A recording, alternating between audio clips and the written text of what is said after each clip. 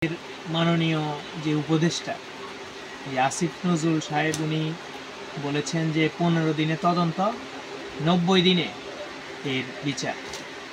আর একজন ধর্ষণকারীর সাথে কিসের বিচার?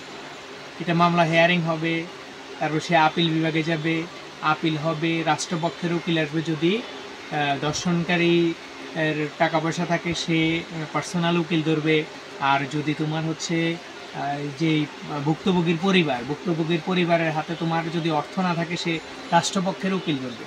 এখন রাষ্ট্রপক্ষের উকিলের হিসাব হচ্ছে তার কাছে যদি সে যদি টাকা খরচ করতে না পারে ভুক্তভোগীর পরিবার, তাহলে সে বিচার পাবে না। আর যে দর্শন করেছে সে যদি টাকা খরচ করতে পারে তাহলে সে বিচার পাচ্ছে। সে ন্যায় বিচারকে উল্টে দিয়ে সে বের হয়ে আবার সেই কর্মকাণ্ড করছে। এর দ্বারায় সে আরও যে যাদের মাথায় এসব চিন্তাধারা ঘুরছে যে তারা এরকম দর্শন করার চিন্তা ভাবনা মাথায় আসে, তারাও আরও সাহস পাচ্ছে যে না, আসলে আমাদের দর্শন করলে তো কোনো বিচারই হয় না, আমরা কয়দিন পরে তো জেল খেটে চলেই আসবো।